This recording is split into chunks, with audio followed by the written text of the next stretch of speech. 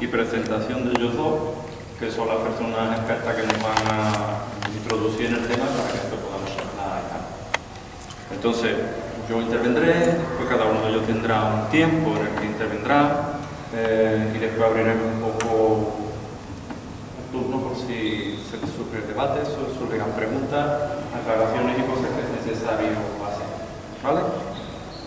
Bueno, pues mira, nosotros desde el movimiento 15M pues, nos planteamos desde su inicio la necesidad de implicarnos en el tema de la Asamblea Constituyente, porque la situación de crisis generalizada, que no es ya solo crisis económica, que también crisis política, crisis medioambiental, es decir, es una crisis global que estamos viviendo, nos lleva a la necesidad de plantearnos si la Constitución que tenemos es la más idónea para las circunstancias en las que nos encontramos.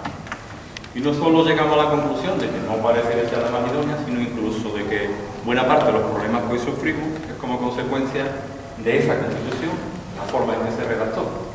La Constitución que tenemos, una Constitución es la ley máxima de un Estado y es la que de alguna manera es la base sobre la que se asienta todo el resto de la legislación de un Estado. Entonces, la Constitución se montó durante la época de la transición, va a cumplir ahora, en diciembre cumple 36 años, 34 años desde que se aprobó. Y claro, lógicamente pues, muchísima gente ya ha nacido dentro de la Constitución, porque tenga menos de esa edad, pues lógicamente ha nacido ya dentro de la Constitución. Y fue fruto de una transición política que consistía en pasar desde la dictadura de Franco a un sistema de democracia liberal. Eso significó que, bueno, aquí hubo una serie de debates y de tal, pero hubo que tragarse un montón de cosas por razones de, bueno, no, en aquel momento los partícipes creyeron conveniente no insistir más en ciertas cosas y al final salió una cosa ahí que no le gustaba a nadie, pero que, bueno, al menos concilió en ese momento las opiniones de la mayoría de la gente. Fruto de esta situación, pues, ni siquiera se nos preguntó sobre si queríamos monarquía o no, ni siquiera se nos preguntó si el sistema económico que se nos proponía, que era la economía de mercado y tal, era el que nosotros pretendíamos o no. Sí, nada de eso se preguntó a los ciudadanos, sino se le dio, ahí tenéis, eso es lo que hay, completo, de pe a pa, ni puede cambiar ni una coma, di sí o no, punto. Y eso fue un poco como se desarrolló el tema. El debate que se debió haber desarrollado en la sociedad no se desarrolló única y exclusivamente en el Parlamento, entre los partidos políticos en ese momento. Para ser más exacto, entre 5 grupos políticos del Parlamento, que fueron los que, 5 o 6, que fueron los que formaron la Comisión Constituyente. Punto. Claro, lógicamente, pues aquello salió como salió. Y entonces ahora las debilidades se han ido poniendo de manifiesto conforme han ido pasando los años. Aquella Constitución que sirvió quizás, pudo servir para aquel momento, después de 30 y tantos años nos damos cuenta de que tiene tal cúmulo de problemas que hace necesario revisar la misma y ver si realmente está respondiendo a las necesidades que hoy tenemos. Para explicarnos todo esto tenemos aquí a 2 personas que el tema lo dominan y que nos van a introducir para que después nosotros podamos opinar, charlar y aclarar. ¿Vale? Yo os lo presento. Bueno, Diego Hidalgo. Él es licenciado en Derecho y ha terminado el doctorado en Filosofía del Derecho. Tiene la tesis publicada, tengo ya aquí escrito, y es miembro de la Asamblea Aljarafe de las Constituyentes. Y en segundo lugar, Federico Noriega, que es técnico bancario, prejubilado, gracias a la crisis, y que ha tenido cargos sindicales en el CGT y en la Comisión Negociadora dentro de Banesto. Es fundador del Foro Social de Sevilla y promotor también de la Asamblea Constituyente. Y bueno, yo ya os dejo con ellos, que Diego va a intervenir, hola.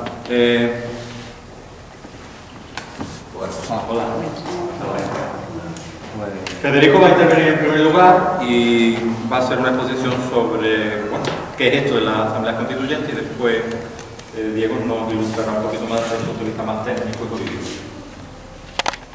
Bueno, gracias a los compañeros de aquí de Alcalá que han empezado con esta idea y que han participado en las asambleas, algunos desde el principio, que empezamos a darle vuelta a esto de la Asamblea Constituyente.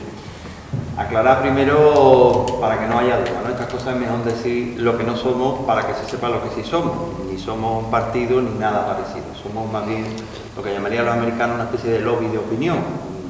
Un grupo que principalmente, como ha dicho antes el compañero, partimos del movimiento que surgió tras el 15M, estábamos en diferentes cosas, pues todos estábamos en algo, como lógico, algunos somos ecologistas hace mucho tiempo, sindicalistas, en mi caso, el foro social, siempre con inquietudes, y cuando surgió el tema del 15M y demás, pues la verdad es que nos ilusionó mucho porque vimos algo que hasta entonces no había ocurrido, es que se había incorporado toda una generación de gente joven, por fin, que parecía que estaba un poco como al margen, como apática, que incluso se las criticaban los que son unos pasotas y tal, y vimos que no eran tan pasotas, simplemente que no habían visto ni el momento, ni la oportunidad, ni la forma de intervenir. Y cuando surgió todo aquello y los acontecimientos después de los días, las acampadas y todo demás, pues la verdad es que vimos una luz, ¿no? Un poco al final del túnel, porque algunos ya pues, pintamos un poco canas y vivimos eso, como ha dicho el compañero, todo el proceso de transición.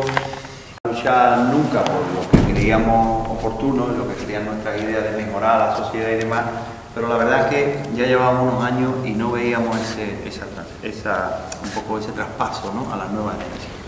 Entonces, posteriormente a todo lo que fue el movimiento del 15M, empezamos a detectar un problema importante, y es que todas las propuestas que surgían de las asambleas populares, de las asambleas que se hacían en barrios, que se hacían en pueblos, que se hacían en ciudades, etcétera, etcétera, pues evidentemente eran unas propuestas, algunas más o menos inocentes, en el sentido de que quizás no estaban cerradas, no estaban bien planteadas jurídicamente, pero otras eran unas propuestas de una, ¿cómo diría yo?, ¿no? De un asentamiento, incluso en carácter jurídico, sobre temas de vivienda, sobre temas de participación democrática, calidad democrática y demás, que tenían una firmeza y una lógica democrática mucho más allá de cualquier filosofía importante. Y de hecho se empezaron incluso a hacer proposiciones en los parlamentos a través de iniciativas ILP, iniciativas legislativas populares, etcétera, etcétera. De momento hubo un bullir y evidentemente si estáis aquí creo que sabréis algo de esto. No era como decían los medios interesados, no, es que es un momento de protesta, pero no tienen propuestas. Sí había propuestas, hay propuestas, y algunas muy interesantes.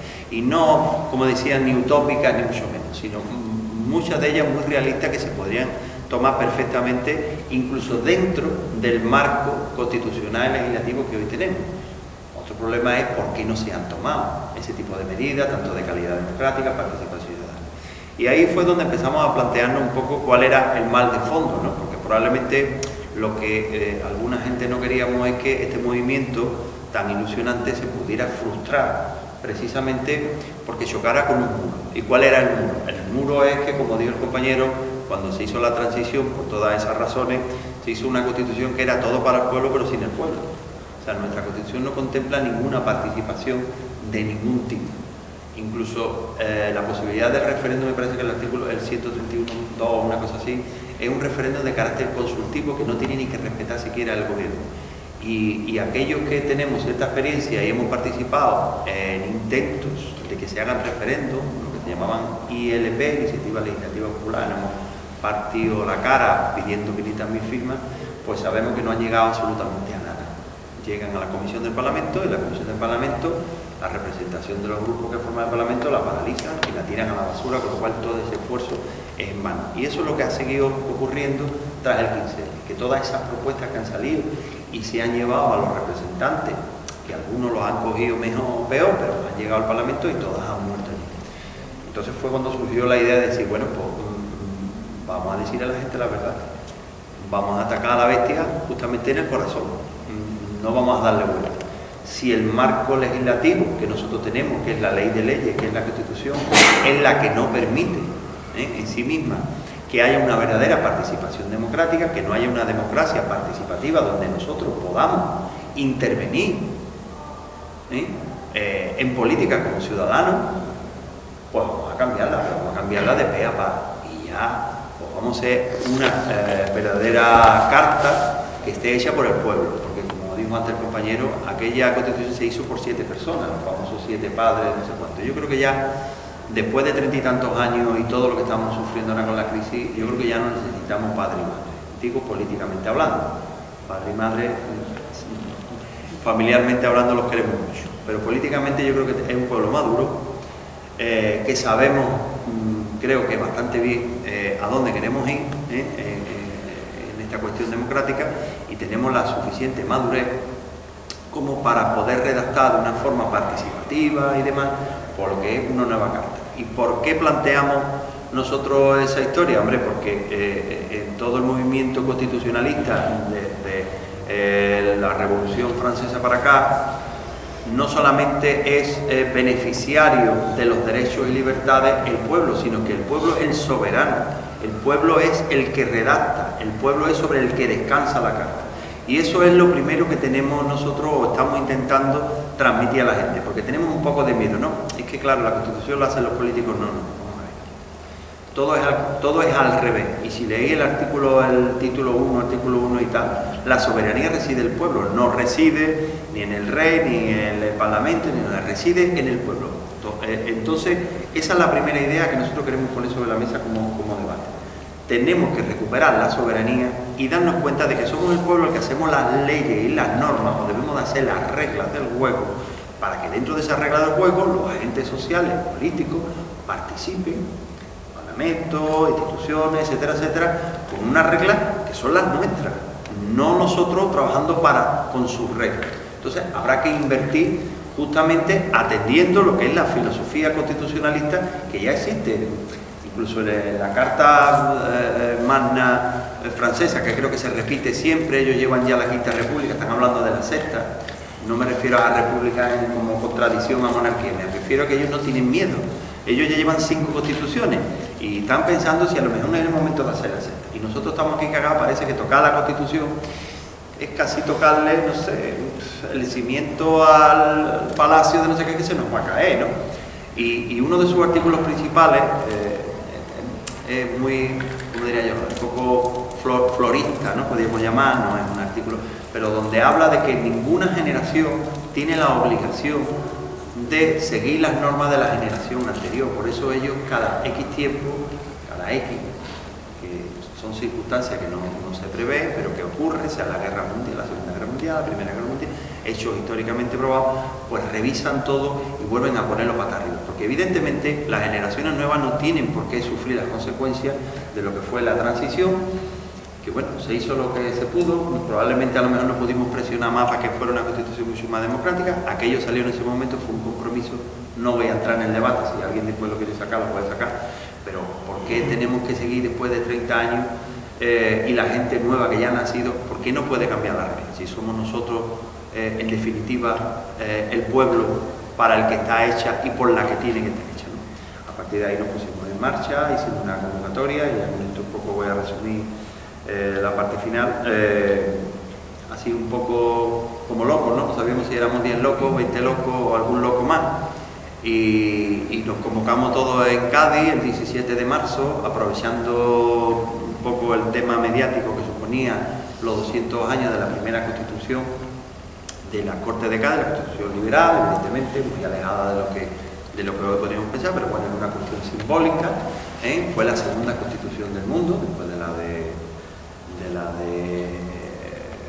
Estados Unidos y tal, y de la de Francia, y pensamos que era un buen momento. La verdad es que estuvo muy bien, vinieron gente ilusionada de todo el territorio estatal, y a partir de ahí pues lo que empezamos a organizar eran asambleas, lo que nosotros hemos llamado, por llamarlo de alguna manera, asambleas ciudadanas constituyentes, que no son más que grupos que quieren dinamizar los lugares de base, principalmente en los municipios, en las ciudades y demás, el debate ante la gente para que se dé cuenta de esto un poco lo que estamos diciendo. Oye, es el momento de recuperar la soberanía. Nosotros depositamos una soberanía sobre unos representantes y está claro que no han hecho un buen uso de esa soberanía.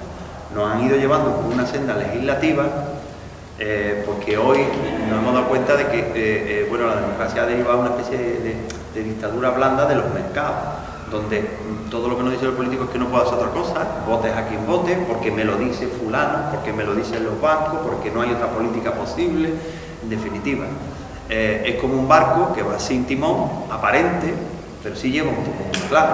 O sea, la democracia ha desaparecido como una forma de verdad de participación política del pueblo, y ahora mismo lo que tenemos es simplemente una caja vacía donde se eligen los representantes, pero da igual los que elijan, porque la dirección económica y la dirección política está ya marcada por organismos que son ajenos al Parlamento ni a la representación, llámese Banco Central Europeo, llámese Fondo Monetario. De la asamblea que estamos presentando en todos los municipios y ciudades, lo que pretendemos es que se conviertan en grupos dinamizadores. Por eso he dicho antes un poco el tema del lobby.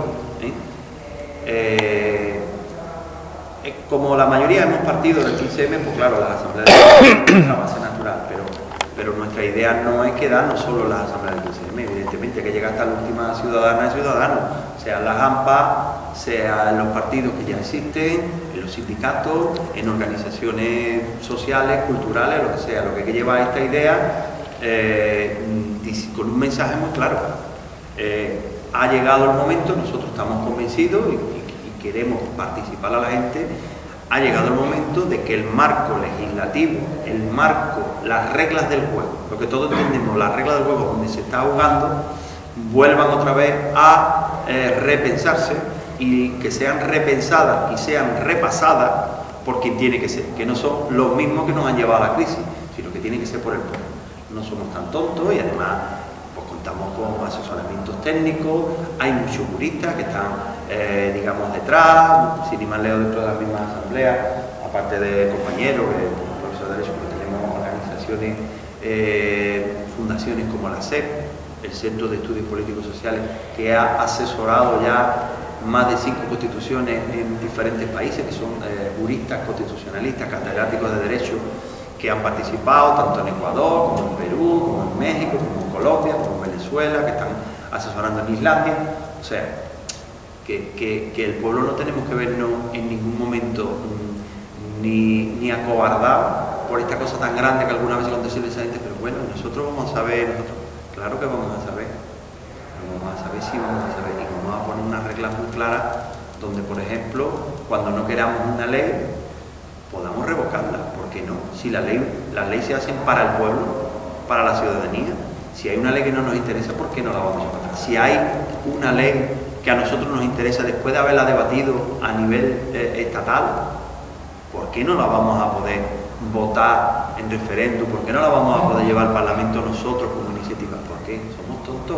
No sabemos lo que queremos ni a dónde queremos ir. Ya está bien que se nos trate como a los niños, parece que somos niños de la guardería. Se nos trata a los ciudadanos como niños de guardería. Es que ustedes no saben, dejárnoslo a nosotros. Y cuando lo hemos dejado a ellos, coño, un poco más y se llevan la silla del salón de actos. Se la han llevado todo. Se han llevado hasta nuestra dignidad, ¿no? Yo de momento es lo que tengo un poco que decir, y quizás el compañero Diego, que va a intervenir ahora, pues aclare un poco más la cuestión más